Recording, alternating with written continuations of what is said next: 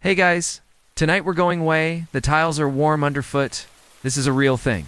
Romans believed mouse brains, mashed into a paste and sometimes mixed with powdered bones or ashes, could whiten teeth and strengthen gums. You probably wouldn't survive this routine, not psychologically anyway. The air thick with lavender and old sweat before you get comfortable. Take a moment to like the video and subscribe, but only if you genuinely enjoy what I do here. And there's the distant wet slap of someone enthusiastically scrubbing themselves with olive oil. A few feet away, a muscular man is discussing politics while an attendant exfoliates his back with a metal scraper called a strigil. He seems unfazed. You're more concerned about the bowl of mouse bits nearby. Way back to the heart of ancient Rome, where marble columns gleam under the Mediterranean sun, and someone dimmed the lights. Maybe turn on a fan for that soft background hum, and let's ease into tonight's journey together. Just handed you a paste made from crushed mouse brains and told you to rub it on your teeth. Charming. You're standing in the steamy depths of a Roman bathhouse. Leave a comment with where and what time you're listening. Is now. Dim the lights. Maybe turn on a fan for that soft background hum, and let's ease into tonight's journey together. You walk slowly, your sandals tapping against the wet stone. The bathhouse's vast steam curls around archways, and the muffled sounds of gossip and dripping water echo like ghosts from marble to marble. An attendant nods you toward a bench where a line of oils, scrapers, and yes, that infamous ceramic jar of dentifrice awaits. But they didn't have toothpaste the way you know it. Their concoctions included crushed oyster shells, charcoal, and even powdered deer antlers. And for those who wanted that little extra sparklies, a dab of boiled mouse gray matter did the trick. You dip a finger in. It's warm. And it smells faintly of mint, vinegar, and despair. To be fair, Romans were obsessed with cleanliness. Baths weren't just for hygiene, they were social events, political forums, and spa treatments all rolled into one. You glance up at the wall. There's a fresco of Venus, goddess of beauty, holding a mirror.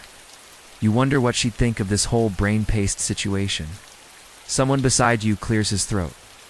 Nice teeth, he says. Use bat milk? No. You're not sure if he's joking. As you step into the tepidarium, or warm room, the air grows gentler. A nearby couple is arguing about politics. Another man is rubbing his teeth with a frayed twig. Either way, you get the sense that mouth hygiene here was more of an art than a science. This was Kamana sort of proto-toothbrush, sometimes soaked in vinegar or wine, because nothing says minty fresh like acidic alcohol and wood splinters. Historians still debate whether Romans genuinely believed in the health benefits of mouse brains, or just followed the trend like a modern-day influencer, hawking charcoal toothpaste on TikTok. You wander over to a corner where a physician is offering quick consultations, muttering in Greek, scribbling on a wax tablet. Not the mouse brains necessarily, but the ritual, the rhythm, the care. Taking time each day to scrape, rinse, scrub, and feel ... new, even if you smell faintly of vinegar afterward. A man sits on a stool, holding his cheek in pain. The physician leans in, inspects his mouth, then announces confidently, "Toothworms, tiny invisible worms burrowing into teeth, causing pain. The cure: smoke them out." Literally. Sometimes with incense. Sometimes with onion juice. Sometimes with just sheer optimism. You blink. The faint scent of pine oil drifts by. Someone is humming softly near the caldarium, and you somehow feel oddly calm. Toothworms. Yes, this was a common belief across many ancient civilizations. You sit down on a mosaic bench depicting dolphins. You tilt your head back, gazing at the ceiling, because weirdly enough, despite all the questionable science, the Romans were onto something. Not the mouse brains, necessarily, but the ritual, the rhythm, the care. Taking time each day to scrape, rinse, scrub, and feel ... new. Even if you smell faintly of vinegar afterward. You look into a polished bronze mirror. Your teeth aren't perfect, some staining, maybe a tiny chip, but hey, at least they're intact. The same can be said for the man across the room, who's currently having a molar yanked out with what looks like a salad tong. Somewhere outside, you hear a street vendor shouting about figs. Someone laughs. A splash echoes. Life in ancient Rome, noisy, chaotic, occasionally unsanitary, is still strangely comforting. You close your eyes for a moment, letting the warmth of the bathhouse wrap around you like a sleepy mist. And then, just as you're about to rise, a boy rushes in with a scroll. He shouts that there's been another sighting of the tooth demon in the Subira. People are blaming the water, or maybe the fish sauce. You sigh. It's going to be a long day. Because tomorrow, you're going to learn a new trick something, involving rabbit fat and powdered emeralds. Apparently, it gives you the smile of a goddess, but that's all right. You're not convinced. But in ancient Rome, sometimes belief is half the cure. You wake up in the dim light of dawn, the air still cool from the night. A clay lamp flickers gently in the corner of your atrium, casting shadows over mosaic floors and painted walls. Outside, the distant call of a vendor already pierces the silence. Someone's trying to sell olives before sunrise. You stretch beneath your woolen blanket and remember, today you're Roman. And you've got a full day ahead, full of streets, sandals, and suspicious-smelling powders.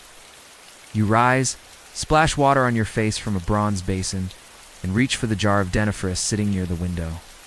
It's gritty and smells faintly of chalk and vinegar. Maybe there's a hint of rosemary. Maybe mouse. Through the window, you catch a glimpse of slaves sweeping the street, tossing yesterday's waste into the gutters. And gossip. Endless, glorious gossip.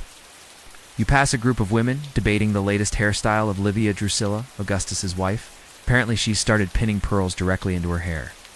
One woman gasps. Another mutters something about lice. Then he vanishes into the crowd like a breath mint salesman in a toga. You hope it's not the same waste that flows down into the river where you be rinsing your face later. It probably is. You lean in. Your teeth gleam, sort of. There's definitely a speck of something. Rumor has it, he uses lotus oil and powdered fish scales to treat cavities. Smells like a harbor, someone adds. But my gums have never looked pinker. You casually wipe it with the edge of your toga, pretending to admire a ring in the window. You take refuge under a portico and sip watered wine from a clay cup, fanning yourself with a piece of parchment. You think about lunch. Maybe a slice of bread soaked in olive oil, some cheese, and if your friend Cassius shows up, perhaps a slice of cold peacock. You dab it onto your teeth with a frayed stick and start scrubbing. Reminding yourself that personal hygiene is a performance here, and you're the lead actor. It's your neighbor, the one with the parrot that keeps saying plague plague. And he invites you to a dinner party tonight. You accept, wondering what delicacy you'll be offered this time. Maybe lark tongues, maybe stuffed dormice, maybe something so ancient it circles back to being trendy. Someone is lecturing loudly about how toothaches are caused by moral decay. You nod sagely. That actually tracks with the mouse paste logic. You smile and think, well, at least mine smells like vinegar and crushed bone. The atrium is decorated with busts of your ancestors, all solemn and judgmental. Rest for a moment, feet dangling out the window. It's only midday, but somehow you're already tired. The city hums below you, alive with stories, odors, and 1,000 opinions about the best way to keep your teeth from falling out. Merchants are setting up shop, children chase one another barefoot, and a troupe of musicians is practicing for some festival you've already forgotten the name of. He's juggling amphory while reciting lines from Virgil's Aeneid. The smell of garam, fermented fish sauce, hangs in the air like an uninvited guest. It's inescapable. Romans put garam on everything. Meats, vegetables, even fruit. Some say it helped with digestion. Others say it masked the taste of things that shouldn't be eaten at all. You pause, partly impressed, partly nervous that one of those clay jars will fly your way and shatter your dreams of ever being toothache-free again. But to the average Roman, a confident voice and a fancy accent were enough to qualify someone as an expert.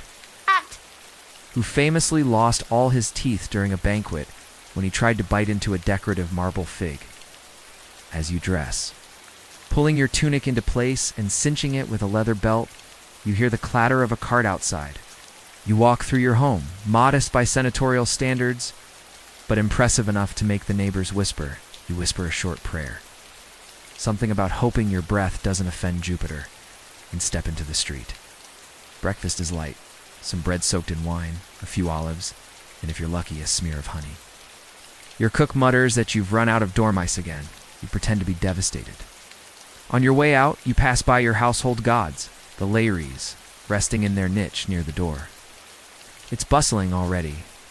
The stone roads are slick with dew and who knows what else. You head toward the forum. This is where everything happens. Politics, trials, shopping, arguing, loitering. As you walk past a marble column, you catch your reflection in a polished bronze plate displayed outside a jeweler's stall. An elderly man beside you leans over and says, "Boiled mouse brains with crushed myrrh. Works every time." You shake your head and continue on. Around the corner, a crowd gathers near a street performer. Someone nearby mentions a new physician who just arrived from Alexandria. Historians still debate whether these physicians were curing anyone or just making educated guesses while smelling great. You finally reach the forum and weave through the chaos. Senators arguing beneath statues, scribes hunched over wax tablets, and a goat chewing on someone's sandal. As noon approaches, the sun burns down mercilessly. You glance around at your fellow citizens, all bustling, sweating, discussing things that sound important and probably aren't. Then a boy runs past yelling the emperor's breath smells like a sewer, before disappearing into a crowd of tourists. As you begin to walk back toward your insula, the residential building where you live, a familiar figure calls your name. The sun dips lower as you climb the stairs to your apartment, as the breeze carries the scent of roasting nuts and the echo of distant drums. You close your eyes, just for a moment. After all, being Roman is exhausting, and dental hygiene even more so. You step into the shadowed stone archway of a Roman latrina and immediately question your life choices. The air is humid, faintly sour, and laced with the unmistakable scent of ammonia and crushed lavender. You hold your breath, which, frankly, isn't any better, and move slowly across the worn marble floor toward the nearest seat. Yes, seat. Because in ancient Rome, going to the toilet wasn't a private affair. Another is reading aloud from a scroll. A third seems to be selling lentils. It's chaos. It's intimate. It's Roman. It was communal. Stone benches line the walls, each with neat round holes carved at regular intervals. Reused by dozens, maybe hundreds, it was meant to cleanse, refresh, and occasionally terrify. To your right, a man is complaining about his tooth, which, in a way it is. Just the other end of it. Back when we used mint leaves after meals, now it's all vinegar and soot. Someone nearby offers him a piece of fennel. "Good for the breath," they whisper. "Something's living in there," he mutters, rubbing his jaw. You nod politely, unsure if he's being literal. After all, you did hear that mice were once baked whole and applied to the gums like a compress. The right mixture of water, oils, and scraping tools. And when it came to the latrina, vinegar was the magic potion. Antiseptic. Tangy. Probably effective at scaring away bacteria and dinner guests. You gingerly dip it, then set it back down. Maybe you'll just pretend. Beneath them runs a steady flow of water in a shallow channel. Not to flush, but to carry away the worst of what the empire had to offer. You hesitate before sitting. There's no door. No stall. Just you, 9 strangers, and the collective sound of digestion in action. One man is humming. Based on the smell alone, you have your suspicions. And now comes the real star of the show. The communal sponge on a stick, resting in a bucket of vinegar water at the foot of the bench. This charming invention, the drossarium, was Rome's answer to toilet paper. To be clear, this wasn't considered unsanitary by Roman standards. Hygiene was about balance. Historians still debate whether each person had their own personal sponge, or if the bucket truly served the masses. You settle onto the cool stone seat and glance sideways. A senator enters, robes gathered in one hand, sandals in the other. He greets everyone like it's a dinner party. He takes a seat 2 spots down and sighs dramatically. "I miss the old days," he says. You make a mental note, Fennel. Must try later. As you wait, you study the wall opposite. It's not plain. It's covered in graffiti. Little drawings of ships, animals, and yes, some fairly detailed anatomy. A place to gossip, debate, complain, and share remedies for every ailment, from indigestion to heartbreak. She sprinkles something into the vinegar bucket. Maybe mint, maybe rosemary, and declares, "Much better." You're not sure if she means the smell or the energy in the room. One reads, "Felix cleaned himself twice. A true gentleman. Chew this after meals," she advises. "Keeps the gums pink and the tongue sharp." Another declares, Gaius owes me a new sponge. Charming. Sugar wasn't a widespread problem yet, but acid from wine, fruit, and preserved fish made teeth vulnerable. Combine that with questionable brushing techniques and, well, mouse brains started to sound logical. Healed me right up, he says proudly, and I only lost 4 teeth that winter. You realize, with some amusement, that public toilets weren't just necessary infrastructure. They were social hubs. A woman enters. She's confident, elegant, and carrying a pouch of herbs. She sits, pulls out a small wooden case, and offers you a curious blend of ground herbs wrapped in a strip of linen. It's fresh from the forest. Good for teeth, good for luck. You thank her. It tastes like licorice and soil. Later, you overhear an older man recounting a remedy his mother used, crushing myrtle berries and mixing them with wine-soaked wool, then applying the mixture to bleeding gums. Before you go, salt and sage, rub it on the gums. Not too hard. Your breath smells like a mountain breeze. He smiles. A gold tooth winks in the torchlight. The din of Rome returns. Carts rumbling, dogs barking, women shouting prices for plums. You exhale, grateful for the open air, and vow never to take privacy or paper for granted again. Oh. You nod in reverence. Tooth decay was a quiet plague in ancient Rome. As you stand to leave, someone stops you. Wait, he says. You smile back. It probably looks more like a grimace. Outside, the sun has risen higher, washing the streets in gold and shadow. As you walk away, a young boy runs by, holding a bundle of sticks. Twig brushes, he calls. You almost laugh. You almost buy one. Instead, you press your linen sleeve to your nose, inhale the faint scent of rosemary from the sponge bucket, and move on. Because in Rome, every little ritual matters, even the ones that involve a shared sponge and a very public audience. You make your way back through the maze of sunlit alleys, weaving past fruit vendors, loitering philosophers, and 2 chickens who seem to be arguing in front of a shrine to Mercury. It's just after midday now, and the heat has turned the stone streets into slow-baking ovens. You duck into the shaded entryway of a domus, not yours, and nod at the doorman. You're here for something important. The kind of scent that says, we're out of crushed pearls, but bat dung will do in a pinch. Beauty advice. Livia stands nearby, arms folded, appraising her client like a sculptor critiques unfinished marble. You've been invited to observe a cosmeta at work, a Roman beauty specialist who services the upper crust. Applied as a face mask, it was believed to reduce wrinkles and brighten the complexion.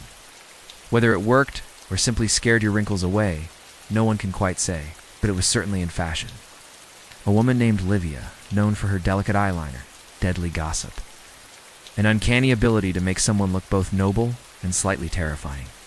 You step inside and are met with the scent of crushed roses and something faintly acrid. A mix of luxury and underlying panic. Is that a boast? In the main room, a woman reclines on a couch, eyes closed, while 2 attendants fuss over her eyebrows. Bring the powdered lead, she says, and the crocodile dung. You resist the urge to cough. The rouge is applied in tiny circles on the cheeks, giving the illusion of youthful vitality, more mild embarrassment. The line is thin. You try not to react. Yes, crocodile dung, imported from Egypt, no less. First comes the skin paste, made of barley flour, vinegar, and something suspiciously green. Then a layer of chalk-based foundation, smoothed with a seashell. It leaves the client looking pale, almost spectral, exactly the goal. You sit quietly in a corner watching the process unfold. Next, rouge made of red ochre or sometimes powdered cinnabar. A mercury-based pigment. A girl enters, holding a small pot. Bat dung mascara, she announces, freshly dried. You blink. She dips a slender stick into the pot and expertly applies it to the client's lashes. The effect is dramatic. So is the smell. Historians still debate whether the Romans truly believed dung-based cosmetics were effective, or if it was simply a matter of limited options and enthusiastic marketing. One thing is certain, no ingredient was off the table. The client opens one eye. More myrrh on the lips, she whispers, and a little saffron. Want to look surprised and expensive. Livia obliges, dabbing her lips with a mixture of honey and saffron powder. It glows faintly in the torchlight. The client nods once, satisfied. Somewhere outside, a dog barks 3 times an omen, or just a bored mutt. You glance at the cosmetics table. It's cluttered with tiny glass pots, bone applicators, bronze mirrors, and half a pomegranate. And a small scroll tucked under a mortar, scribbled with beauty recipes. One reads, "Mix mouse urine with crushed fig leaves for age spots. Apply under a full moon. Someone's snacking. Or exfoliating. Hey, there's a bowl of pearl powder. Real pearls, ground to dust. Mixed with vinegar and smeared on the face as a brightening agent." You don't ask. Suddenly, a commotion. A new client enters, face flushed, hair in disarray. "Strip," she says.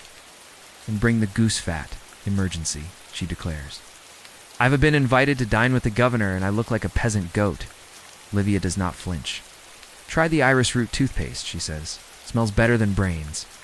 Your skin is sun-warmed, your nose slightly pink, and your mouth still faintly tastes of fennel. Not bad. But you're tempted by that pearl powder. Just a little, just to see." You decide to take a discreet step back. While the client is transformed into something dazzling, you study your own reflection in a bronze mirror. You're handed a small pot by one of the assistants. You dab some on your fingertip. It's gritty and floral. You smile at your reflection. The assistant smiles back. Her cheeks are flushed, her lashes long, and her expression serene. A man selling snake oil swears it'll regrow hair. A woman hawks a face cream made with crushed snails and hope. "Do I look divine?" she asks. You'll think about it. As you prepare to leave, the transformed client rises. Livia tilts her head. "You look worship adjacent." The client beams. You step back out into the street, squinting at the sudden sun. Your skin smells faintly of rose oil, and there's something soft and powdery in your mouth. You think you might have licked the saffron brush. Accidentally, a breeze kicks up dust and gossip as you stroll toward the forum again. You pause just for a moment and smile, because in Rome, beauty was labor, performance, and more than a little madness. And as your sandal clicks down the next cobbled step, you wonder, what on earth does bat dung do for eyebrows?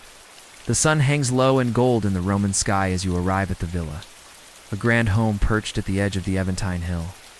Where olive trees sway and the wine is always suspiciously strong, you've been invited to dinner by a local senator, a man known for his politics, his poetry, and, most dangerously, his cooks.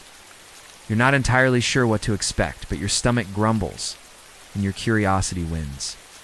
You're led through a garden full of trickling fountains and statues with slightly exaggerated muscles, and into the triclinium, the Roman dining room. The slave greets you at the gate with a polite nod and a small puff of something that might be frankincense or just last night's perfume. The walls are painted with scenes of Bacchus, reclining in a toga, far more fashionable than anything you're wearing. But you smile through it because everyone else seems to be doing the same.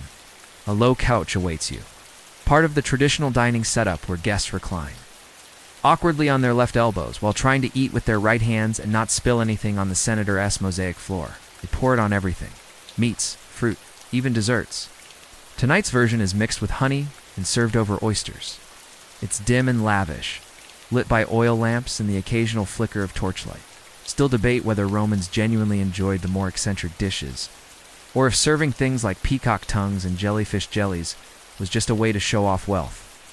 One thing's clear: taste was optional. Drama was required. You take your spot and immediately regret it. The angle is unnatural, and the cushion is slightly damp. The senator enters with a flourish white toga, purple stripe, too many rings. He claps his hands, and the first course arrives. Stuffed dormice, arranged in an elaborate spiral and dusted with poppy seeds. You take one, hesitantly. It's crunchy. A nearby guest nudges you. "Don't eat too much," she whispers. The fermented fish sauce is next.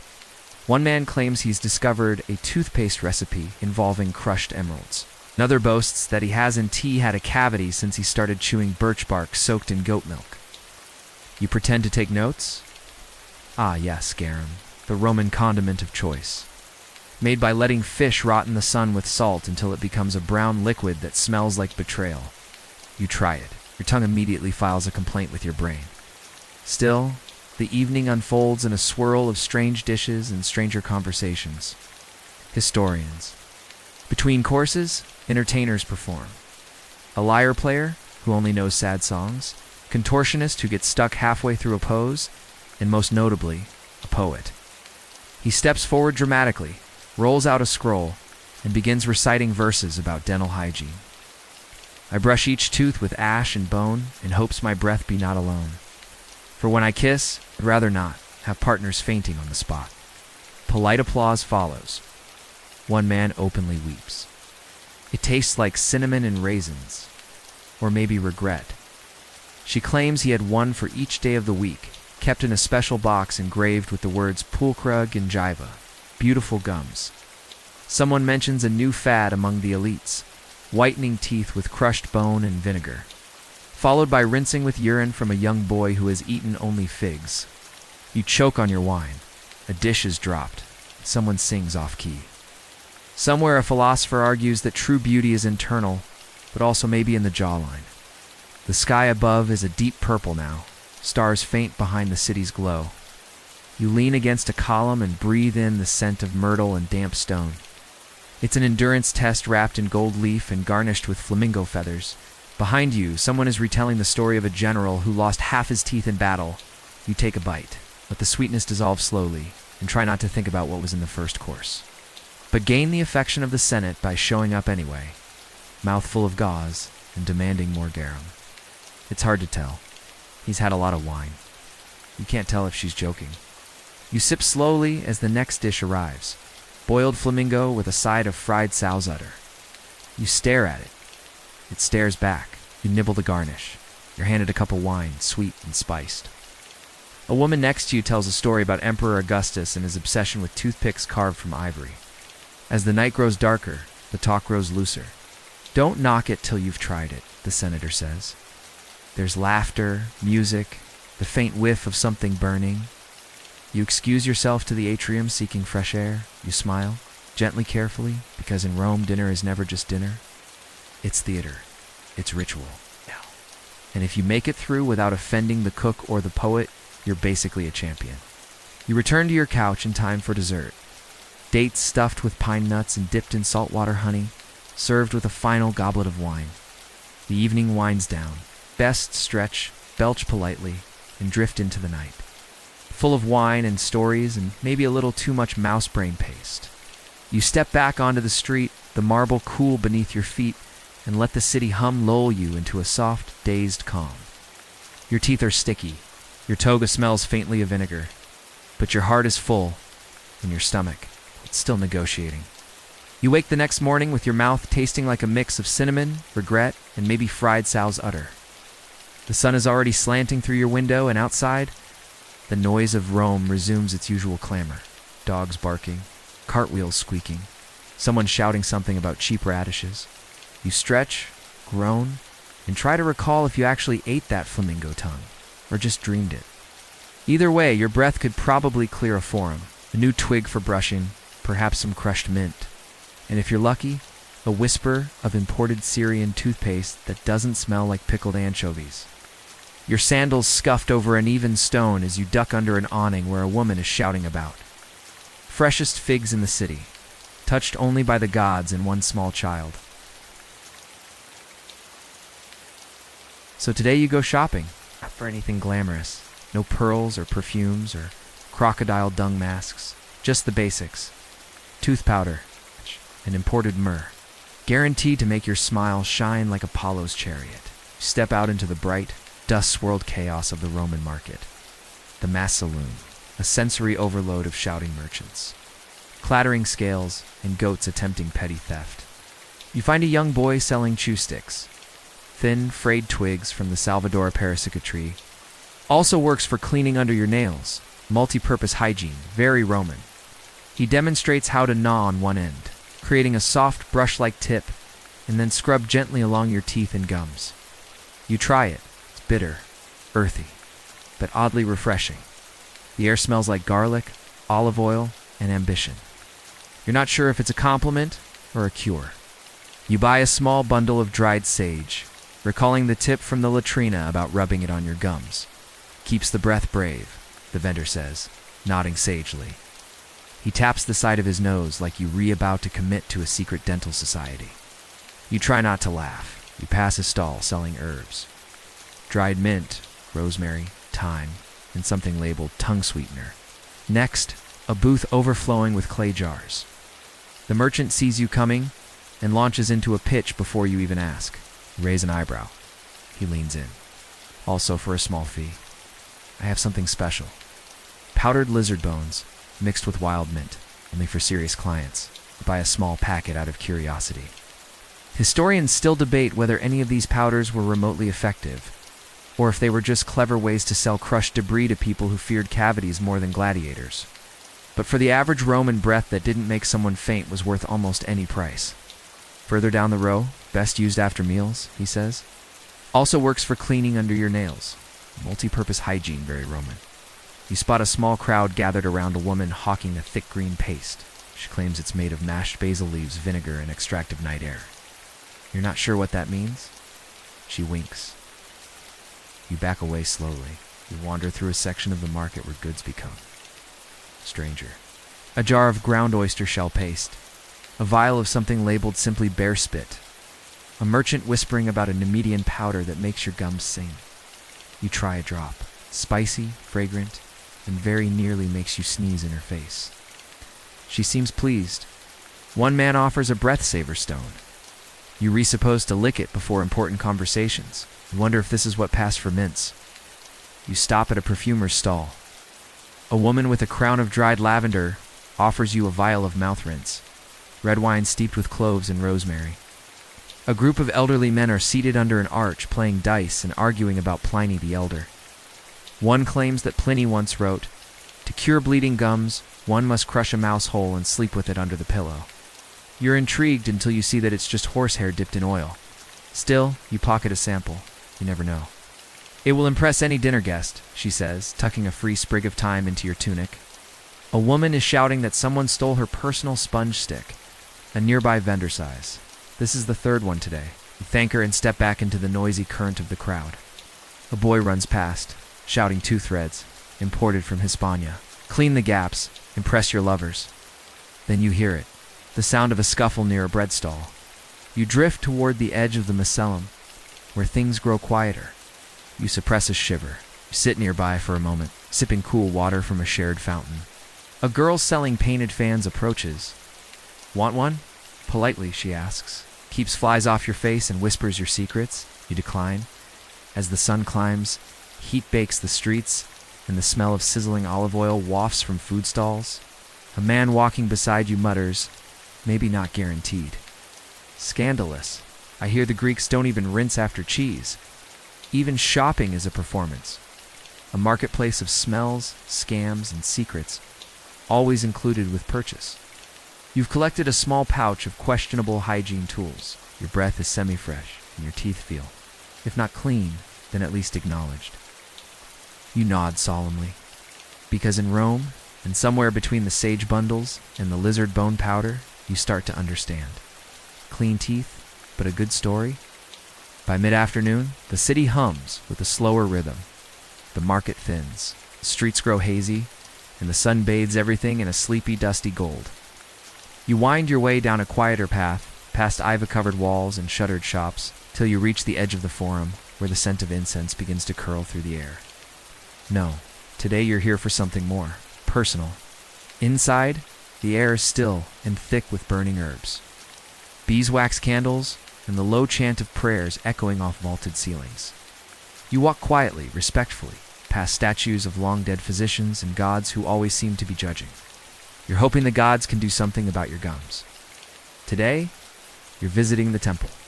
Not for politics, or festivals, or that one time you fell asleep during a ritual and were pelted with garbanzo beans. You pass through marble columns into the cool shadow of the temple of Asclepius, god of healing. Supposedly blessed under a waxing moon and stirred with a silver rod. At the altar, you pause.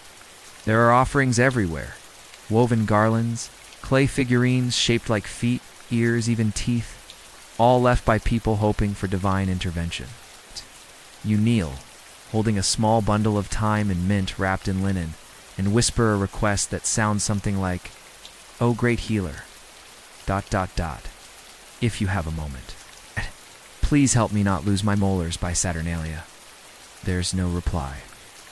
Unless you count the sound of a pigeon outside the temple cooing like it just got rejected by Apollo. You stand and move to the side where a priest is distributing sacred mouth rinses. Yes, truly. Tiny phials of wine infused with herbs. You take one. It burns your throat and makes your eyes water, but your breath now smells faintly like divine fennel. "Spit 3 times and say the name of your mother's mother," the priest instructs. You do it. You feel 3% holier. A young acolyte leads you to a shaded bench near a fresco of Hygiene, goddess of cleanliness, where a soft breeze carries the scent of pine resin, and less pleasantly, a nearby goat. You sit and observe. She swears it has kept her family from dental misfortune for 3 generations. A man next to her offers her a pinch of powdered coral. The priest examines him, sprinkles wine on his head, then recommends a poultice of figs. Crushed barley and words whispered backward under starlight. The boy nods solemnly, as though he's just been given the secret to immortality. "For strength," he says, and a little sparkle. It reads something like, "A woman is praying over her son, holding up a small carved ivory tooth charm." But in Rome, religion was woven into every part of life. From the way you stepped out of bed to the way you hoped your teeth wouldn't fall out while talking to a senator. Historians still debate whether these rituals were acts of faith or just a really elaborate way to avoid brushing. A boy enters with a slight limp and a mouthful of swollen gums. You're given a small clay tablet inscribed with a protective verse. "By leaf and root, by ash and bone, may mouth and tooth stay firm as stone." Maybe it's just that you didn't have to put actual brains on your face today. It's not bad. You consider reciting it daily, maybe while chewing your twig brush. As you exit the temple, blinking in the bright afternoon light, you feel oddly hopeful. Maybe it's the holy wine rinse. Maybe it's placebo. Outside, vendors are selling amulets and charms. One offers you a silver pendant shaped like a tooth. For protection against rot, he says. Also fashionable. You buy it. You're not made of marble. Further down the path, another man whispers that he has a true relic. A dried molar said to belong to a martyr who never once had halitosis. You pass then. Something unexpected. I tell the spirit, "Leave my mouth and go bother a senator instead." A tiny shrine tucked between 2 columns, dedicated not to a god but to a toothache demon. A minor spirit blamed when molars throbbed and temples pulsed.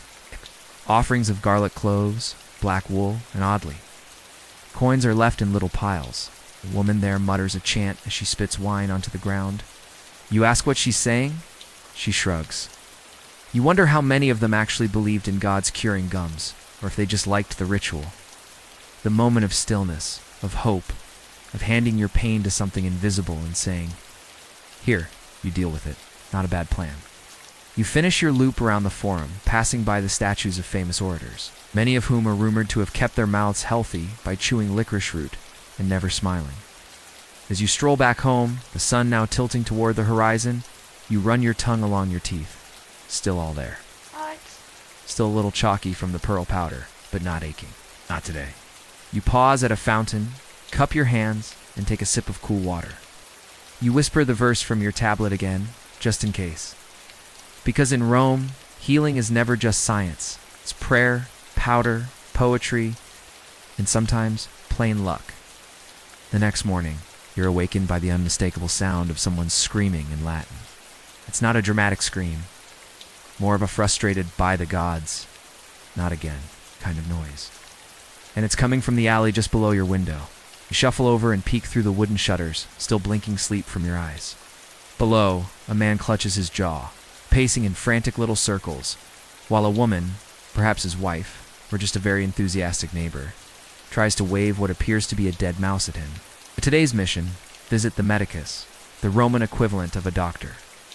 Dentist, herbalist, and part-time philosopher, all rolled into one bearded man with a very sharp bronze hook. You sigh. Another dental emergency. It smells faintly of camphor, burnt wool, and that indefinable temps of boiled something. You duck under a hanging reed curtain and find yourself in a room cluttered with scrolls, bottles, dried herbs, and a set of tools that could easily double as torture devices. You toss on your tunic, grab your satchel of herbs and powders from yesterday's market run, and head out. The Taberna Medici, or doctor's shop, is tucked between a bakery and a shop that sells cursed tablets. A man sits on a stool near the window. His nose is red, his eyes half closed, and he's groaning softly. The medicus, tall, tired, and wearing a tunic stained with what you hope is wine, is poking around inside the man's mouth with what looks like a very large, very old spoon. "Ah," the patient cries. "It burns." "Good," the medicus says cheerfully. "Da" means it's working. You try not to make eye contact with the tray of tools nearby. Bronze tweezers, curved scalpels, something resembling forceps carved from antler, a small jar labeled mouse brains. Freshish. You take a seat on a stool that creaks ominously. The medicus turns to you. "Toothache?" he asks. You nod. "Upper or lower?" You blink. "Mostly theoretical." He frowns. "Preventive?" I like a challenge." He rummages through his shelf and pulls out a jar of leech-pickled vinegar. "This helps with inflammation," he explains, "or at least distracts from the pain." You decline, politely, firmly. "You know this one?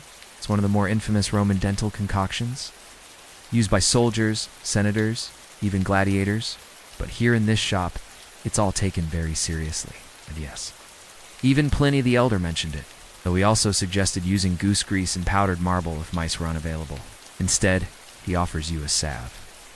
A mix of crushed mouse brains, dried mint, and charcoal, ground into a thick paste. Historians still debate whether these treatments worked or were just early examples of people enthusiastically rubbing soup ingredients on their faces. There's no anesthesia, just a cup of strong wine, a good grip, and a prayer to the household gods. The patient looks dazed, pale, and oddly relieved. The patient braces himself against the wall, gripping the edge of the bench like it might save him. You watch as the medicus prepares a tooth-pulling kit for another patient. You wince as the medicus yanks, once, twice, and then holds up the extracted molar with a triumphant grunt. "Bit of garlic, poultice, and you'll be fine," the medicus says. "Just avoid singing for a few days." The patient nods through the blood. You look away, scanning the shelves.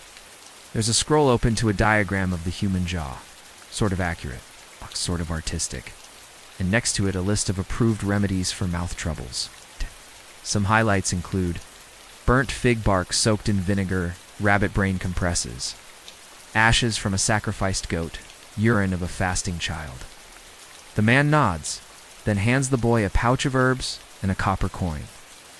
You overhear the word tooth demon again, a phrase that keeps cropping up in alleyway murmurs and temple whispers.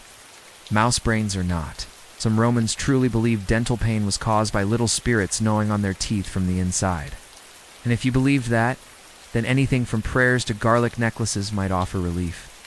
You suddenly feel very grateful for your chew twig and your tiny mint sachet. A small boy enters, limping slightly, and whispers something to the medicus. You ask the medicus about it. He shrugs. Tooth demon, bad breath, spirit, angry ancestor, it doesn't matter. It hurts, you treat it. As you leave, he presses a small cloth bundle into your hand. "Try this at night. Rub it on your gums, or bury it under your pillow. Either way, it'll do something." You nod. He seems convinced, and you're not in a position to argue with someone holding bronze pliers. Back on the street, you unwrap the bundle and find a mixture of rosemary, myrrh, ground charcoal, and, you guessed it, dried mouse bits. You sigh.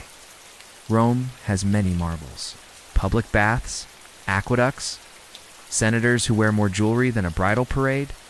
But dental science? That's still evolving. Still, as you tuck the packet into your tunic and wander toward home, you feel strangely reassured. Because even if the treatments are bizarre and the tools are terrifying, the brains are very much still mouse, someone somewhere is always trying to make it better. In ancient Rome, that's about as close as you get to modern medicine. By late afternoon, the sky has turned the color of dusty marble, and the breeze carries with it the comforting scent of baking bread and distant goat. You find yourself wandering toward a narrow alley off the main street, where the more unofficial healers of Rome set up shop, those who mix medicine with murmurs, and logic with a healthy dose of superstition. You're here to meet someone known only as Unia, the Tooth Witch. She is not a witch in the Broomin potion sense, more like your eccentric aunt who grows garlic on her roof. Believes the moon controls tooth pain, and once tried to sell you a healing amulet made from a beetle's kneecap. Herbs dangle from the rafters, feathers poke out of ceramic pots, and somewhere in the shadows, a chicken makes eye contact with you in a way that feels personal. Still, she has a following, and rumor says she knows how to stop a toothworm. Yes, I've removed a spirit from someone's gums before. Want to see the jar? You duck under a low wooden sign, carved with a smiling face missing to teeth, and step into her cramped little apothecary. Unia appears, wearing a tunic that looks like it's been slept in for 3 weeks, with ash smudges under her eyes and an air of quiet confidence that says, she gestures for you to sit on a stool that creaks like it might share your secrets. Mouth pain? She asks without looking. You nod. Sharp throbbing. Feels like something's crawling in there. You pause? Yes, that's the worm. She nods sagely. The tooth worm. An ancient belief so persistent it shows up across cultures. Babylonian tablets, early Chinese records, and of course, Rome. The idea is that tiny worms bore into your teeth and gnaw at them from the inside, causing pain, rot, and sometimes the urge to bite senators. Ah, yes. Worms hate smoke, Una says. Vinegar, a pinch of burnt fennel, and something that smells suspiciously like last week's soup. She dips a long, strange. The reed leaks bitter liquid into your mouth, while Unia waves a feather over your head and mutters in Latin. Greek, and possibly something made up. The chicken watches you the entire time, then reads into the mixture and hands it to you, already moving toward a shelf filled with vials and twigs. And garlic. You do feel something. Maybe just less skeptical. And lies, she adds. She offers you a small black stone with a hole in the center. Sleep with this under your pillow, she says. If the pain stops, the worms moved on. Not well. Come back and we'll burn a small goat tail. Probably. She begins mixing things in a small clay bowl. Garlic, bite gently. Still debate whether toothworm rituals were metaphorical. Treatments, or genuinely believed to be expulsions of living creatures. But for Unia and her patients, it's not about debate. Ow. It's about relief, she instructs. Better than hum. You hesitate. Loudly, you comply. The sensation is. Historians, she steps back. You wiggle your jaw. Next, you don't ask why it has to be the tail. Before you leave, Unia shows you her tooth charm collection. Tiny carvings, metal amulets, little painted wooden figurines shaped like molars. One is inscribed with the words, "No more biting in dreams." You purchase one out of pure superstition. It's made from ivory and smells faintly of basil. As you walk back through the city, holding your little worm repellent pouch and gently humming through your teeth just in case you notice something odd. Every few shops, there are symbols painted on doorways. Curved lines, dots, little spirals. Junia explained earlier that some families paint protective runes to keep tooth demons out. Others hang strings of garlic or tiny bronze teeth charms above baby cradles. Tooth demons hate spice. Freshens breath and dulls your conscience, he yells to a crowd. One house even has a fresco of a man fending off a giant worm with a spoon. You assume it's symbolic. You hope it's symbolic.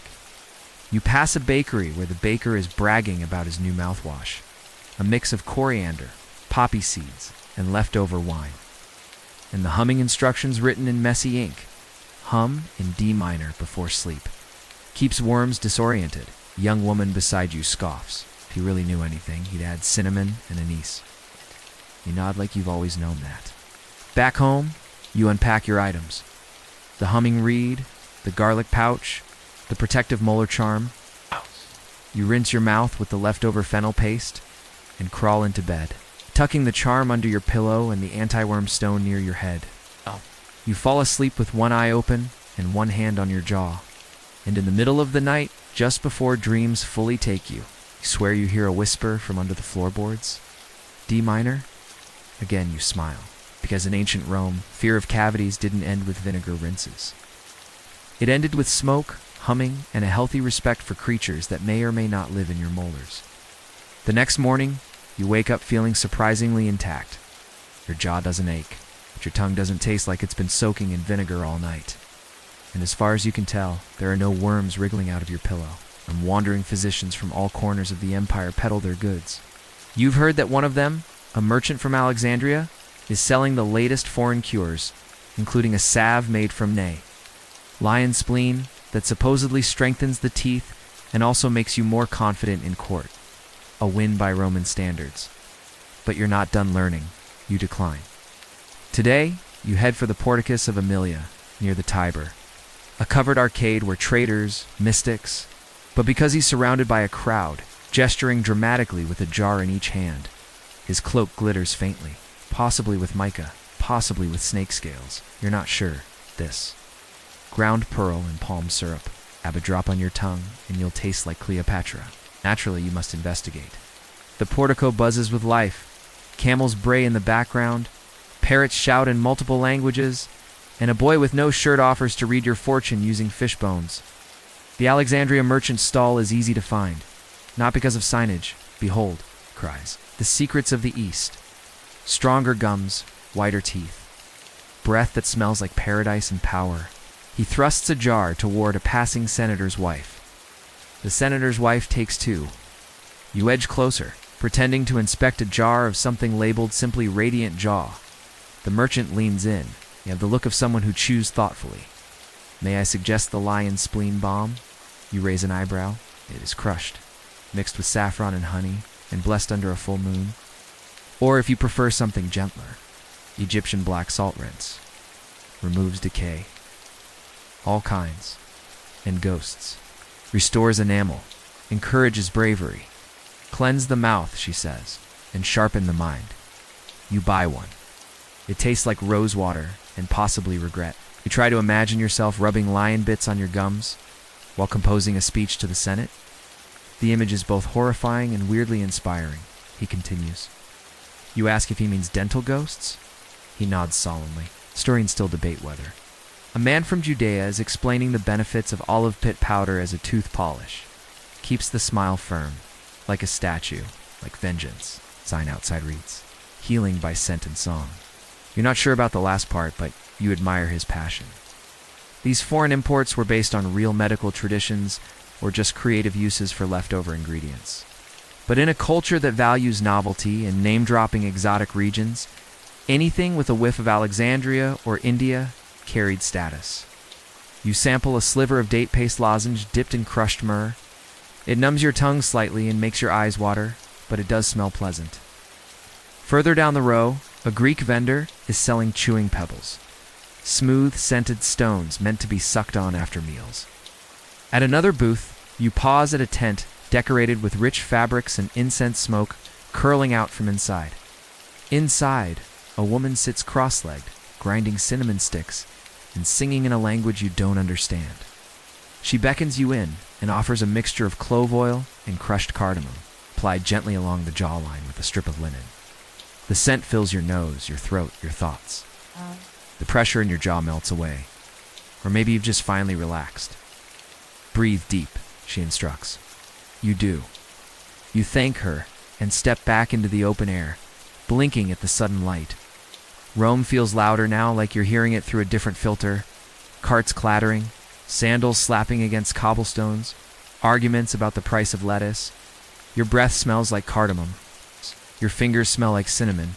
Your brain is spinning with promises. The smell of garlic, of course. Always. You walk along the river for a while, chewing the scented pebble thoughtfully, letting the hum of the portico fade behind you. And then, as if summoned, a young boy rushes up, holding out a rolled scroll. New remedy, he shouts, proved by the governor's cousin's wife's astrologer. Crushed snail shells and gooseberry wine. You nod, like you'll remember it. You won't. By the time you reach your apartment, your pouch is heavier than before. Jars of powder, oils, and mystery. You unpack everything carefully and set it on your low table like offerings to the household gods. One for strength, one for brightness, one for curiosity. Because in Rome, every ailment has a cure. Or at least a merchant with a confident voice. And somewhere between the pearl syrup and the spleen balm, you realize You're not just treating your teeth, you're treating your fears, your pride, your hope, with mint and myths and a splash of snake oil. The sun begins its slow descent behind the rooftops of Rome, casting the city in that golden, sleepy light that makes even alleyways look poetic. You've spent the afternoon sorting through foreign powders and line-based mysteries, and now it's time to unwind. The Roman way. Tonight, you've chosen the baths of Caracalla because they're vast, majestic, and known for their unusually aggressive back scrubbers. You pay the modest entry fee. Then step into the changing room where slaves and citizens alike are stripping down without a hint of modesty. You head for the thermi, the public baths.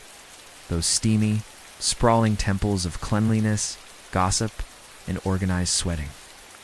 The entrance is grand, soaring arches, thick marble columns, and the scent of lavender oil clinging to the air like warm silk. The walls glisten with condensation. Bronze braziers glow faintly along the sides. And everywhere people are scrubbing, soaking, arguing, and loudly explaining why garlic is or is not appropriate for foot salves. You undress and step onto the tepidarium's mosaic floor, instantly enveloped in steam and chatter. A slave attendant, young and eerily enthusiastic, approaches with a grin and a bottle of olive oil. Sit on a bench and let your body begin to relax. It's not painful exactly, but it feels like being politely sanded by a cousin. You try to enjoy it. You try to ignore the man next to you who keeps trying to sell his homemade mint tooth rinse between grunts. No soap today, you ask? He looks scandalized. Soap is for barbarians. Ah yes, that Roman belief. Why use soap when you can cover yourself in oil and scrape it off with a strigil? Much classier. He pours the oil over your shoulders and begins the vigorous scraping process. It's not painful exactly, but it feels like being politely sanded by a cousin. You try to enjoy it. Try to ignore the man next to you who keeps trying to sell his homemade mint tooth rinse between grunts. You lie on a heated stone bench and stare at the domed ceiling, where fading frescoes of dolphins and sea gods float overhead. One claims that bad breath is a sign of internal corruption. The other argues it's from eating spoiled fish sauce. Eventually, you're led into the caldarium, the hot room. There, the air is thick enough to chew and your pores instantly forget how to behave. Two men nearby are in a heated debate about mouth odor and moral character. For-ups. Emperor Hadrian only rinsed once a week, and he built aqueducts. Historians still debate whether Romans linked breath to character or simply used it as an excuse to judge one another in long, uncomfortable queues. You swish, you survive, your tongue goes slightly numb, gasp as you sink in, your teeth rattling like wind chimes. But once the shock settles, you feel reborn, clean, new. Still slightly oily, but nobly so. You pass through the frigidarium, the cold plunge, which is frankly a betrayal. Then it's time for the finishing rituals. You enter a side room where attendants offer treatments, massages with myrtle oil, hair plucking, and of course, mouth care. You reseated on a stool while a young woman with an air of quiet menace prepares a gargle of vinegar, thyme, and wine. Now the polish, she says, holding up a small pot of charcoal and mint powder. She applies it with a slim wooden stick, then hands you a polished bronze mirror. Your teeth look darker somehow, but in a way that says intentional, like you meant to do that. Like maybe charcoal chic is the future. You sit on a marble bench and sip cool water infused with cucumber and basil. Your body hums, your mouth tingles. Next to you, a man requests the full Pliny, crushed sage rubbed into the gums while reciting a line from natural history. He whispers, chapter 28, on the importance of ivory brushes, and closes his eyes. You return to the central room, towel wrapped around your waist, skin glowing, and breath smelling faintly herbal. And then, like a choral interruption, a man bursts into the room. "Does anyone have any myrrh paste?" cries. My gums are weeping again. One woman reaches into her bath bag and hands him a jar. Rome is full of generosity, especially when it comes to mysterious mouth pain. Everyone nods in solemn understanding. As you leave the baths, passing under the arch carved with dolphins, the city greets you again, dusk settling over statues, laundry lines flapping in the breeze, and torches sputtering to life. Your skin is soft, your mouth is numb, your breath, for once, smells faintly like a happy herb garden. And as you make your way home, under the warm twilight sky, you think, no soap, no toothpaste, no real privacy, and yet, somehow, the cleanest you've ever felt.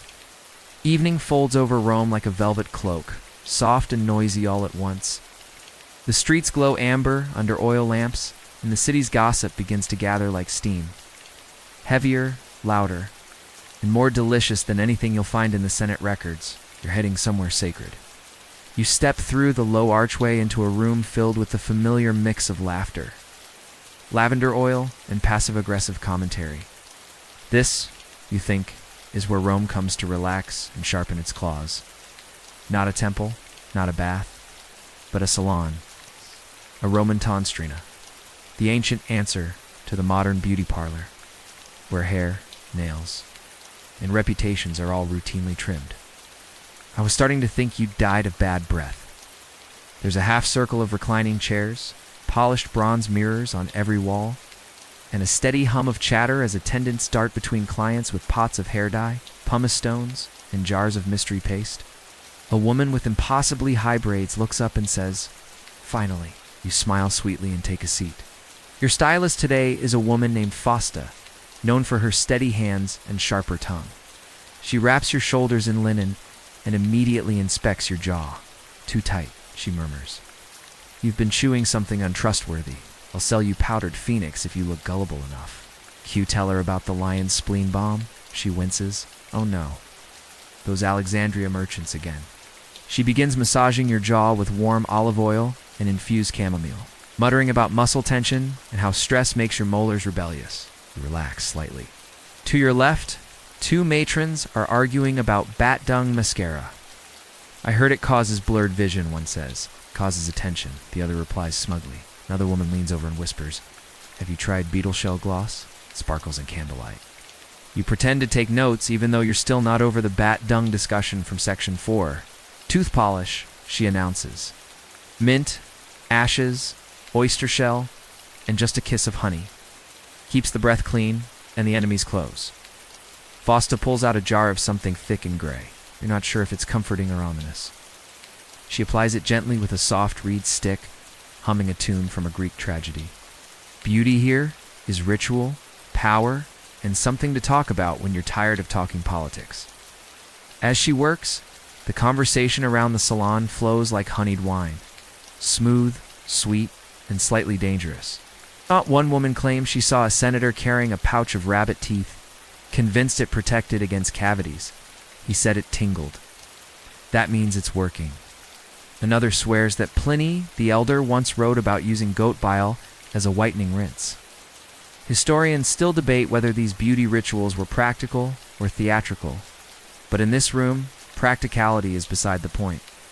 Fausta moves on to your lips, dabbing them with saffron oil, then powdering them lightly with ground rose petals and crushed quartz. "Kiss-proof," she says, "unless they're really worth it."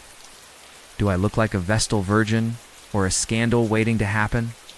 She finishes with a light spritz of bay leaf water behind your ears. "For balance," she says, tapping your temple with her fingertip. To your right, a young woman holds up a polished bronze mirror and sighs. Both her friend replies, "Perfect." As you sip a cup of cucumber and thyme wine, a new client enters. Wild hair, flushed cheeks, the breathless energy of someone escaping both a love affair and a garlic-heavy dinner. She confesses. She flops into the nearest chair. A small clay pot is passed to her in silence. The girl who lives upstairs says she gargles with crushed pine nuts and snow malt, like honey poured from a tilted amphora. You leave the salon under a canopy of laughter, lightheaded from lavender and full of unsolicited advice. Says it's how she keeps her breath elegant. I told her to drink more wine and stop lying. "Fix me, when was your last rinse?" Radiant. "Slightly powdered. The best mixtures and how to say thank you without sounding desperate." A bit like someone who's been lovingly dabbed with 12 substances and gently mocked into confidence. You think she demands? Fausta eyes her critically. 3 days ago, gasps echo across the room. Fausta leans over and whispers, "You try not to laugh with a mouthful of mint paste. Lean over and catch your reflection in the still water." The evening slips by in that dreamy Roman way. Slowly, As you walk home, your teeth feel smooth, your lips tingle faintly, your ears still echo with talk of sparkling snail polish and walrus ivory floss. Pause at a quiet fountain. You look. Because in Rome, beauty isn't just about looking good. It's about knowing the right names, and as your sandals tap lightly over the stone. Your gums might still bleed during high drama, sure, but your breath? Positively divine. The morning begins with a trumpet blast and a headache.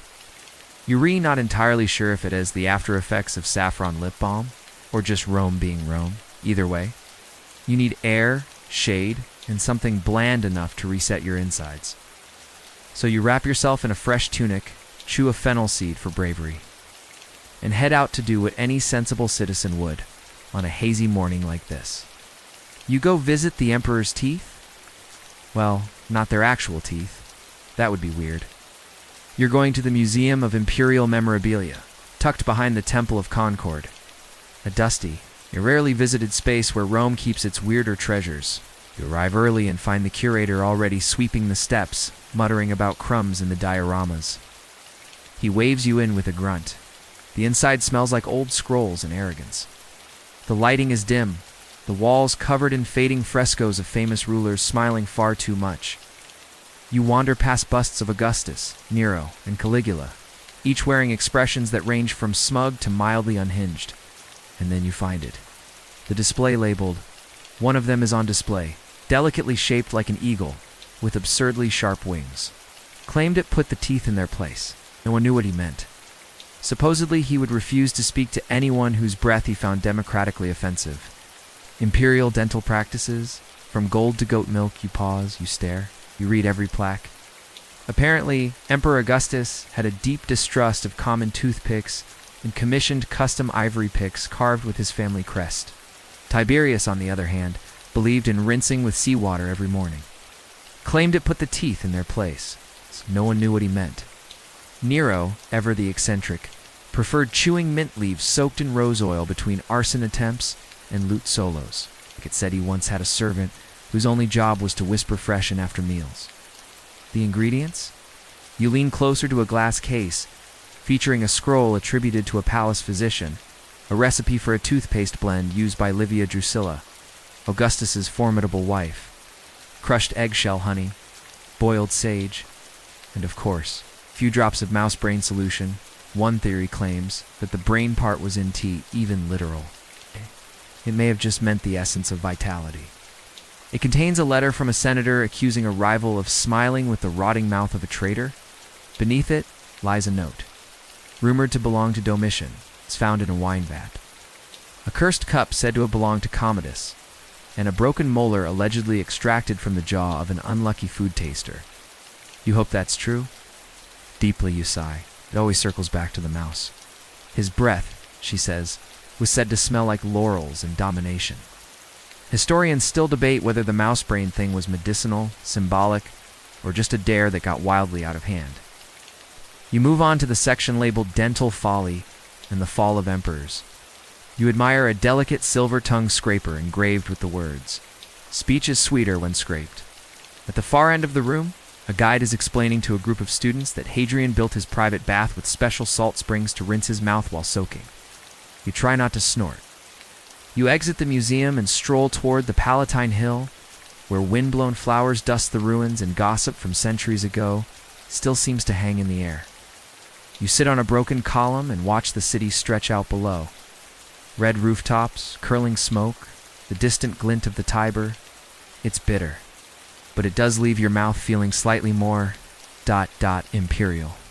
You nibble on a sprig of parsley, the emperor's favorite breath cleanser during banquets. A woman nearby is reciting poetry to her dog. You only catch the last line. "Oh breath, betray me not before dessert." You imagine Nero tossing mint leaves at a lyre. You wonder how many of them really cared about oral health, or if it was just about image. Fair enough. You linger for a while, imagining Augustus peering into a polished bronze mirror, inspecting his enamel with imperial gravitas. You decline. You've already got the basics. Rinse, scrape, sprinkle something from Egypt, and make sure the person next to you smells worse. Because in Rome, nothing was too small to be political, even your breath. As you rise and walk back toward the city, a vendor offers you a scroll titled How to Smile Like Caesar. For 2 denarii, you pass a statue of an emperor whose teeth are perfectly sculpted, evenly spaced, forever untouched by garum or goat milk. You nod respectfully. Because in ancient Rome, power came with many things: a throne, a laurel crown, a suspicious number of advisors. But also, sometimes, a gold toothpick in your toga. You wake before sunrise to the distant beat of drums. Somewhere on the edge of the city, a legion is preparing to march. And you, for reasons that can only be described as very bad impulse control, have decided to tag along for part of their journey, not to fight. You're not that brave. You're here to investigate a question that's been bothering you for days. How did Roman soldiers keep their teeth from falling out in Gaul? It's already alive with movement. Soldiers lacing up sandals, sharpening swords, and arguing about whose turn it is to carry the testudo shield. Ow. The air smells like leather, sweat, and ambition. You make your way to the castra, the military camp just outside the city walls. You're assigned to walk beside a junior officer named Marcus, who greets you with a firm handshake and an alarming number of visible scars. He offers you a bite of his breakfast: hardtack dipped in vinegar wine. Or you find someone with a knife and low standards. You politely decline. As the legion begins its slow rhythmic march down the Via Flaminia, you fall into step and ask your first question. So how do you deal with toothaches on campaign? Marcus snorts. Easy. You ignore them until they stop hurting. You make a note to avoid knives. Kills the rot, he says. Probably. He explains that most soldiers carry a chew stick, usually made from fig or olive branches, frayed at the ends and soaked in vinegar. He pulls one from his belt pouch and offers it. You try it. It tastes like wood and optimism. You can also chew on charcoal, Marcus adds, especially after garum. No one wants to share a tent with fish breath. You pass a group of soldiers on break, crouched in a circle, playing dice and passing around a small clay pot. Inside, a coarse black powder made from burned rosemary, animal bone ash, and maybe dirt. Mint, one man sprinkles it on his finger and rubs it along his gums. Some centurions even encourage daily rinsing, if only to prevent morale from collapsing under the collective weight of breath. Smells like a campfire, he says, but cleaner. Historians still debate whether this field toothpaste was official or improvised, but clearly it was a thing. You stop by a small creek where the legion refills water skins. One soldier demonstrates his rinse method. As the day wears on and the march continues, you spot a soldier tying dried sage leaves to the inside of his helmet. My girlfriend says I taste like the sea. For luck, he explains. In breath, adult screams hit harder when they're minty. By midday, the sun blazes overhead, and the line of marching soldiers glistens with effort. A gulp of water, a pinch of salt, at a half-hearted swish. Done, he says, believer. After lunch, which consists of dried meats, barley biscuits, and suspicious olives, you ask the camp medic what he carries for dental issues. He opens his pouch to reveal a curved bronze hook, a jar of onion poultice, dried garlic bulbs, and a scroll with Plinius instructions. Rub boiled earthworms on infected gums while reciting a calming poem. You ask if the earthworms work. He shrugs. The poem helps. One soldier shows off his lucky molar, removed during a siege and now worn on a string around his neck. It screamed when it left, he says proudly, but I screamed louder. One group sings softly while rubbing their teeth with bits of pine twig. Another shares a wine flask spiked with clove oil, imported, expensive, and very coveted. Keeps your mouth warm and your courage louder, someone mutters. As evening falls and campfires are lit across the temporary encampment, soldiers gather for rest. You sit near a small group exchanging mouthcare horror stories. I once bit into an iron ring by accident. A boar kicked me in the jaw and I spit out 3 teeth in a prayer. I tried a Gallic root once, thought it was for pain. It was for vomiting. Laughter follows, then yawns. It stings, but in a good way, like you're disinfecting your soul. The stars wheel slowly above the camp, and somewhere, an officer is softly humming a tune that might be about love or licorice root. You rinse with a splash of wine and a few crushed mint leaves Marcus gave you earlier. You sleep on the ground, wrapped in a cloak that smells like courage and mildew. And in the quiet just before sleep, you marvel. No toothbrushes, no appointments. But somehow, these soldiers still find ways to fight decay. And each other. With only twigs, vinegar, and grit. Because in Rome, even war had a dental plan. It just involved a lot more yelling. You return to Rome with dust on your sandals and a whole new respect for battlefield breath. After marching with the Legion, your jaw aches from chewing too many twigs. Your tongue is suspiciously stained from charcoal, and your idea of hygiene has shifted dramatically. How do the average Romans, the bakers, scribes, fishmongers, and laundry workers, manage daily dental care? Still, you're curious. You've seen what emperors use. You've seen what soldiers chew. But what about everyone else? So today, you go looking for answers among the common people. You pass homes stacked like puzzle pieces, laundry flapping between buildings, and merchants shouting about everything from cabbage to secondhand sandals. You begin in the Suburra, the famously chaotic and densely packed neighborhood where life happens loudly and often in public. You duck into a bakery, warm with the smell of rising dough and toasted sesame. The baker arms, dusted with flour and ego, waves you over. I chew charcoal. Right out of the oven, still warm. You want bread or wisdom? He asks. You shrug wisdom first, bread later. You make a note. Warm charcoal. Questionable, but committed. He leans in, conspiratorial. You raise your eyebrows, scrubs the teeth, kills the lies. And I haven't had a tooth fall out in years. He flashes a grin. Indeed, his teeth are surprisingly intact, if slightly grayish. Next, you stop at a laundry shop, where two women are pounding clothes in vats of, urine. You ask about their mouth care routine. Vinegar rinse every morning, one says, and wine if we're feeling fancy. Her friend snorts. I rub my gums with salt and lemon peel. Keeps the mouth sharp and the mood sharper. A man passing by overhears and stops. You know what really works? He says. Twice a week, I chew on thyme soaked in goat milk. Then spit toward the setting sun. You pause? Why toward the sun? He grins. Keeps the worms guessing. Either way, you suspect half the practice is about ritual, and the other half is about feeling in control. Children chasing each other, a man brushing his teeth with a burnt stick, an elderly woman muttering to her tooth charm before taking a bite of honeyed fig cake. Historians still debate whether ordinary Romans believed in dental spirits or just enjoyed spitting in symbolic directions. You sit for a moment near a street vendor roasting chickpeas and watch life swirl around you. You can't help but admire the improvisation of it all. Further along, you visit a small apothecary where a young woman named Tullia grinds herbs behind the counter. She offers you a sample of her homemade tooth powder, dried mint, pounded seashell, sage, and for sweetness, a trace of dried apple skin. You try it, it's grainy, slightly numbing, and honestly not bad. She tells you that many people in the neighborhood share supplies. One family grows the herbs, another boils vinegar. A third has a cousin who imports pine oil from the countryside. We don't have gold toothpicks or Egyptian nonsense, she says, but we make do. And no one's died from breath yet, that I know of. She adds, historians in the future will probably laugh at us. You laugh with her. Maybe they'll go back to charcoal. Tullia shrugs. It works. You spot a fisherman crouched by the water, flossing, with what appears to be horsehair tied between two sticks. As dusk falls, you wander down to the riverside, where the air is thick with reeds and wet stone. You spot a fisherman crouched by the water, flossing, with what appears to be horsehair tied between two sticks. You ask if it works?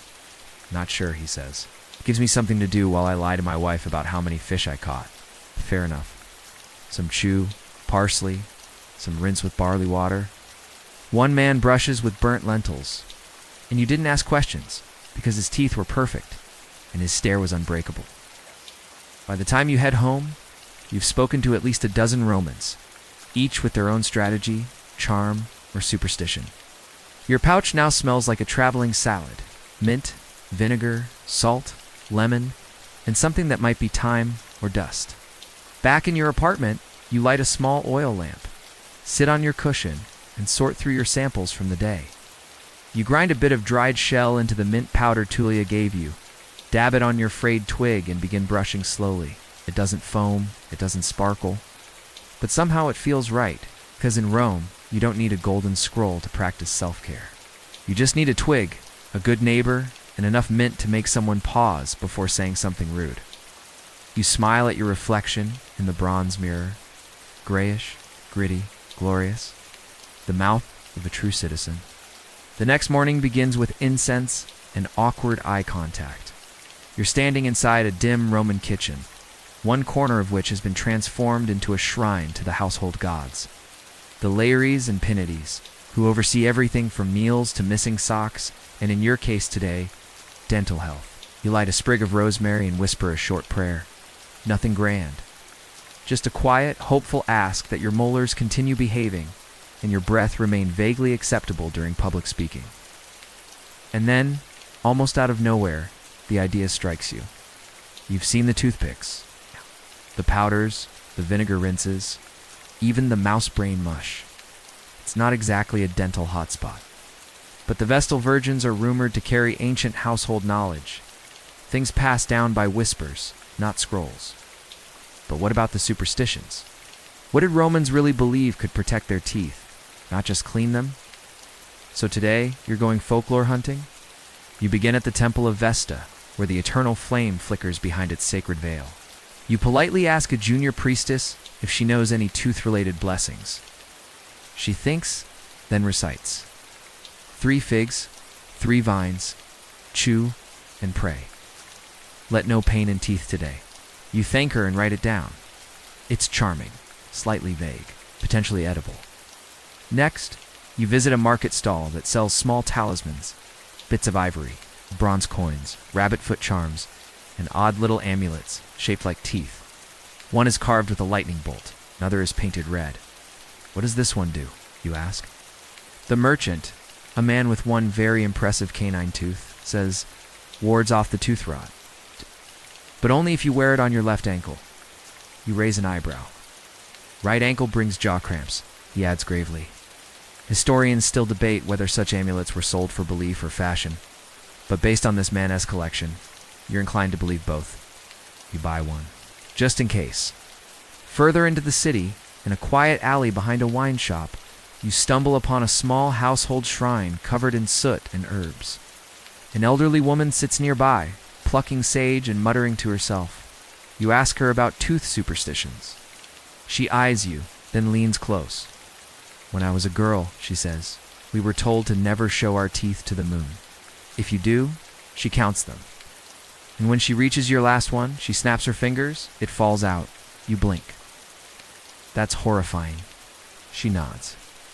So don't grin at the sky, dear, no matter how good the wine is. You thank her and quickly cover your mouth, along with a small wooden charm etched with a star. Later, in the Jewish quarter, you meet a spice seller named Ezra, who offers you a pouch of clove for strong gums. He explains. Hang it in your kitchen. Don't let it touch anything sour. You nod. What happens if it touches lemons? He shrugs. The charm gets nervous. You buy it anyway. You're already in deep.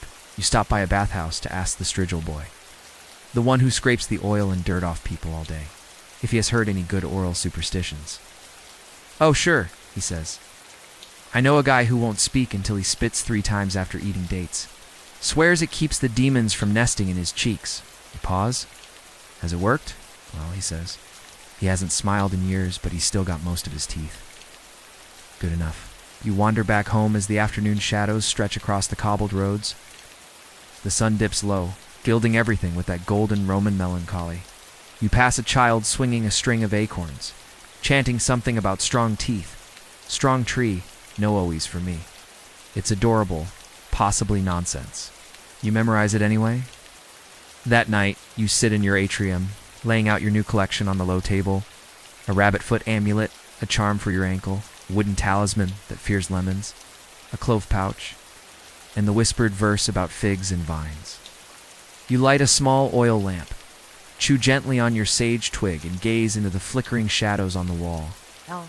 Somewhere nearby, a dog barks once, as if agreeing with your dental decisions. You murmur the verse. You tuck the charm under your pillow. You try not to think about the moon counting your teeth while you sleep. Because in Rome, health isn't just about what you do. It's about what you believe, what you whisper, what you hang above the door. and wear on the left ankle at all costs. And if the gods are listening, or the tooth demon's eavesdropping, at least you've done your part. Your breath is steady. Your gums feel secure. And tonight, you're not smiling at the moon. The following day, you wake with a peculiar sense of dread. Your mouth feels not wrong, but not quite right either. A faint soreness in the back of your jaw, a slight throb near the molars. You press your tongue against it and wince. But deep down, you always knew this day might come. You've dodged the worst of Roman dentistry so far. Oils, herbs, charcoal, the occasional superstitious chant. It's time for a house call. You look fine. You smell faintly of fennel. You've worn your cleanest tunic. But you still feel like a condemned gladiator waiting in the arena, and your opponent is a man with a bronze hook. You try not to panic. You pace your atrium for a moment, glancing at your reflection in the bronze mirror. Eventually, you send word through a neighborhood boy, "Find the tooth man. Tell him it's urgent. Tell him I'm still conscious." An hour later, he arrives. He's tall, sun-darkened, and carries a leather pouch that jingles ominously. His tunic is stained, his beard is uneven, and he smiles like someone who's extracted teeth during earthquakes and dinner parties. His name is Vero, and he's been practicing Roman dentistry longer than most people survive it. You invite him in and try to remain brave. "Which one?" he asks immediately, pulling out a folding stool. You point to your jaw. He leans in with a bronze probe and a burnished mirror, squinting like he's reading a very tiny, very angry scroll. Then, without a word, he begins rummaging through his kit. You try to peek. Bad idea. Inside the leather bag, a pair of tongs carved from horn, a narrow chisel, something that looks like a very sharp corkscrew, and a rag soaked in wine, which you praise for you. He pulls out a scroll and reads from it without explanation. To calm the swelling, pack with wool soaked in vinegar and lamb fat. Pain persists. Apply hot iron and recite prayers to Apollo. You swallow. "I'd rather not invoke Apollo right now." Vero grunts. Your loss. He has a good touch. He pours a bit of wine laced with honey into a clay cup and hands it to you. "For the nerves. This might sting," he warns, just as it begins to sting. Your eyes water. The taste is somewhere between regret and roasted sandals. You drink. It burns in a way that feels both medicinal and existential. Next, he packs your gum with a poultice of onion, sage, and ash wrapped in a bit of wool. "This might sting," he warns, just as it begins to sting. Your eyes water. The taste is somewhere between regret and roasted sandals. You attempt to joke about mouse brains. He does not laugh. He leans in again and whispers, "If this doesn't work, we pull." You nod. Historians still debate how often extractions were performed in private homes versus public surgeries. But for you, this isn't history. This is survival. Vero begins heating a small bronze instrument over your oil lamp. You panic slightly. "Is that necessary?" "Only if you like keeping the nerve alive," he replies. You do not. He sets it aside and, to your immense relief, instead opts for a compress of boiled garlic and vinegar, wedged gently along the inflamed gum. He binds it in place with linen, then wraps a thin strip of cloth around your head like a makeshift bandage. "There," he says, "no extraction today." You exhale. He wipes his hands and begins scrawling something onto a wax tablet, a recipe. To be taken nightly for 3 days, fennel root, crushed mint, goat milk, and, yes, a pinch of powdered mouse's skull. You nod solemnly. Vero hands you a small charm carved from olive wood. "Bite this when it hurts," he says. "Better than screaming into your tunic, see what I can do." Mouthful of herbs and pride. For now, barely, but intact. Has passed. You sip goat milk, chew fennel slowly, and stare at your olive wood charm. He shrugs. He's gone. A silhouette against the golden light of the doorway, bag jingling. Probably off to terrify another molar. Keep the wine warm. Before leaving, you thank him profusely. And just like that, you collapse onto your cushion and breathe carefully. Wine, and a man named Vero, who might also be a gladiator in his spare time. Dentistry doesn't come with a smile. It's the worst you survived a Roman dental visit. That night, because in Rome, it comes with steam.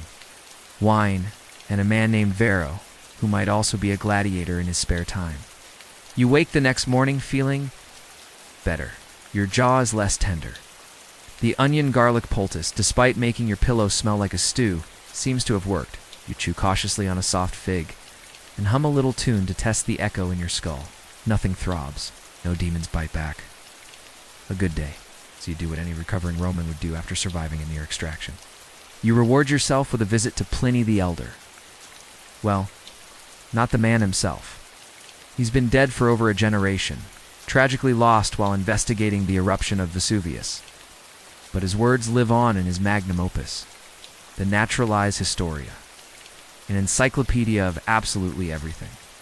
Compiled with love, confidence, and only occasional scientific accuracy, you head to a local library, tucked beside the Temple of Minerva, where scholars, students, and people with too much time on their hands go to copy scrolls and argue about vinegar.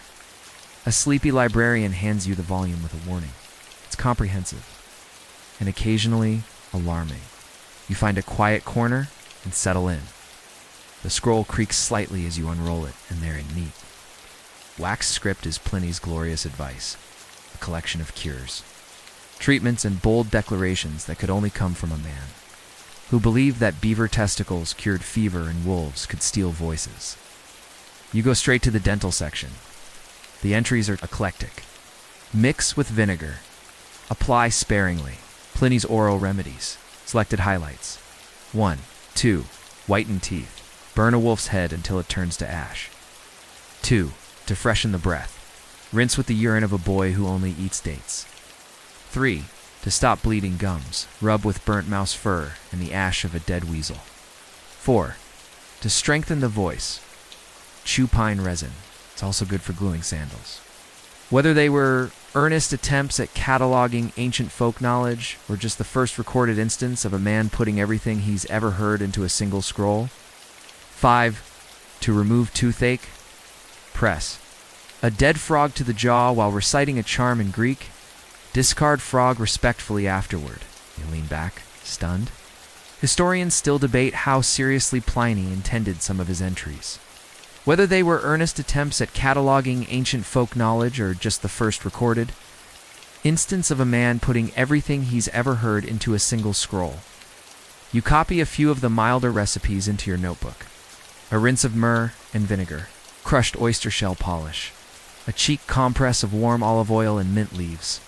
Then you wander through the library's side rooms, where other readers pore over scrolls about astrology, gardening, and whether cats are spies for the gods. You overhear one man declare loudly, "I told you, the moon does control molars." You leave the library inspired, confused, and carrying a small handwritten recipe for a toothbrush tincture involving rose water and egg yolk. You may not try it. You pass a vendor selling wax tablets etched with famous quotes. One reads, "But you might tell people you did." Outside, the sun warms the cobblestones, and the world feels steady again. Clean mouth, clear mind, unverified. You try a drop on your tongue. It's bitter, citrusy, and vaguely reminds you of crushed lilies. You buy it. Pliny says it calms nightmares and prevents kissing errors. On your way home, you stop by a perfumer who claims she can create breath oil that makes even fish sauce jealous.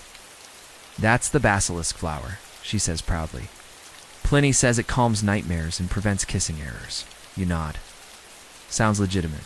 You walk home slowly, scroll tucked under your arm, mouth tingling pleasantly, and heart lightened by the fact that even the most learned minds of Rome occasionally suggested rubbing animal ashes on their faces and calling it wisdom. Because in this city, where facts blur with fables and cures sound like riddles, the truth is often less important than trying something and telling people you did it first. You step into your atrium, take a fresh twig from your bundle, and dip it into a powder made from oyster shell and mint. You brush gently, watching the herbs drift like ancient dreams across your lips. You whisper to yourself, "No frogs tonight." It begins with silence.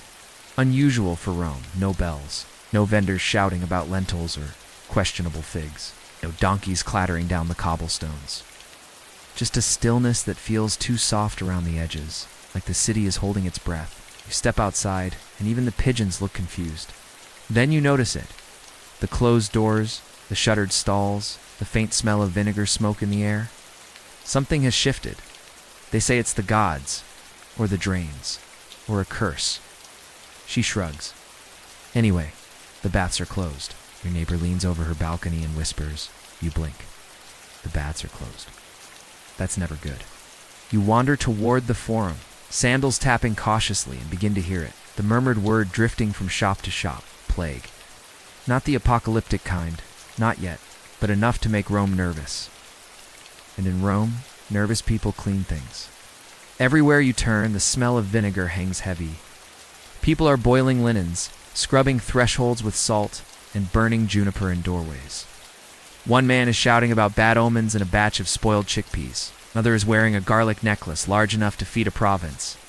And in the midst of it all, someone quietly mutters the unthinkable. And olive oil is applied in places no one discusses in polite company. Closing the baths feels like cutting the heart out of the city. We might need to close the thermi. You stop in your tracks. For Romans, this is no small matter. The baths aren't just places to clean. They are where deals are made. Gossip is traded.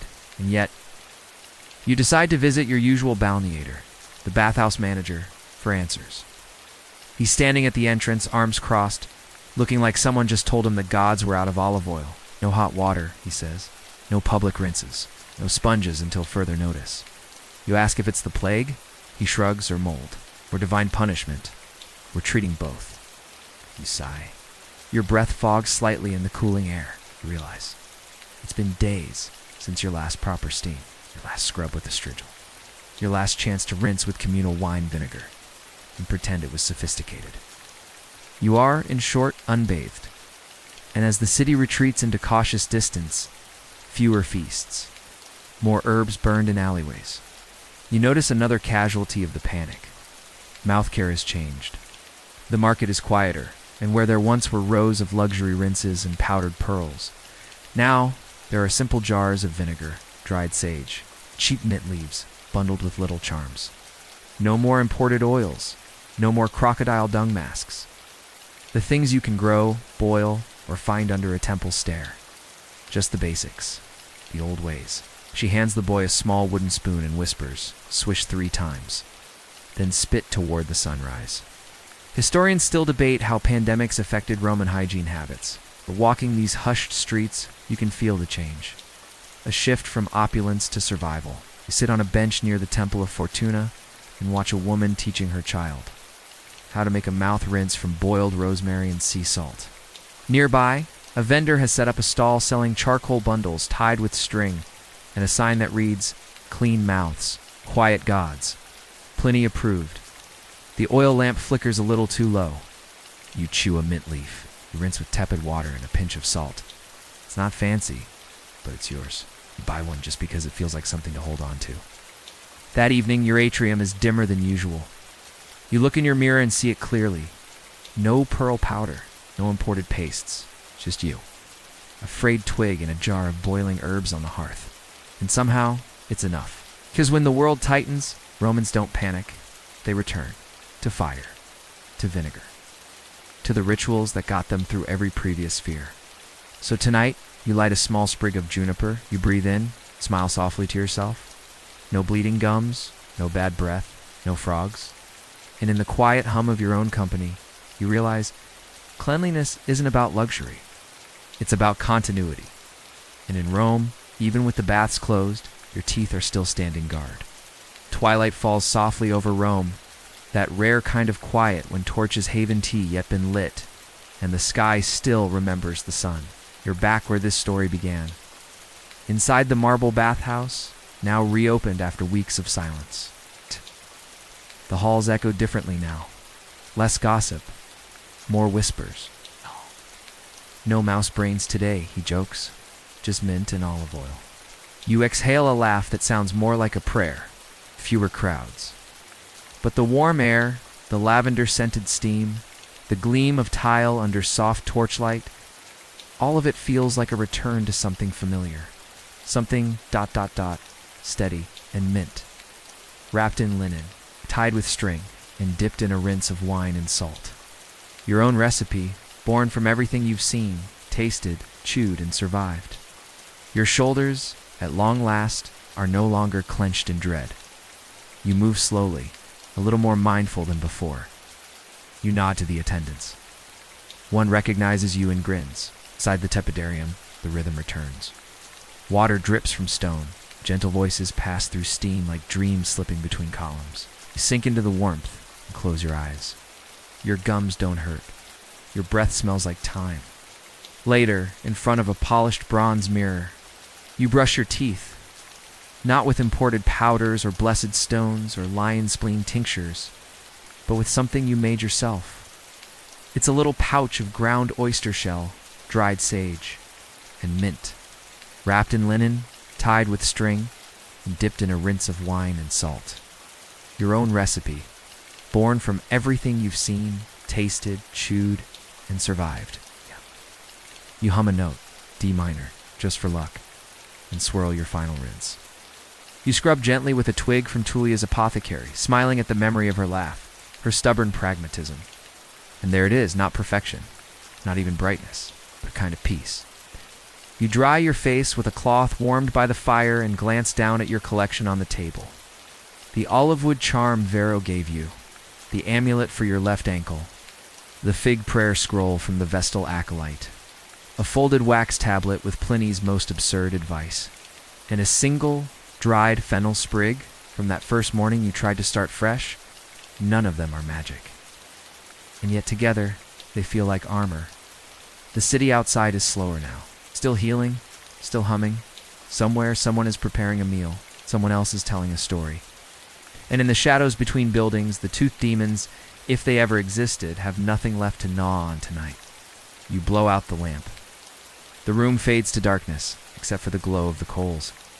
You lie back on your cushion, pull your blanket close, and feel, for the first time in weeks, like everything is okay. Your breath is clean. Your mouth is quiet. Your story has been told. Curiosity and the courage to try strange things with strange names. And somewhere between the oyster shells and the mint leaves, between the tooth charms and the vinegar rinses, you've learned something simple. You don't need gold or pearls or imported powders to feel whole, clean, and free of frogs. You close your eyes. You just need ritual sweet dreams. You let your thoughts drift like steam through the halls. And with one final breath, cool, end of script. Sweet dreams,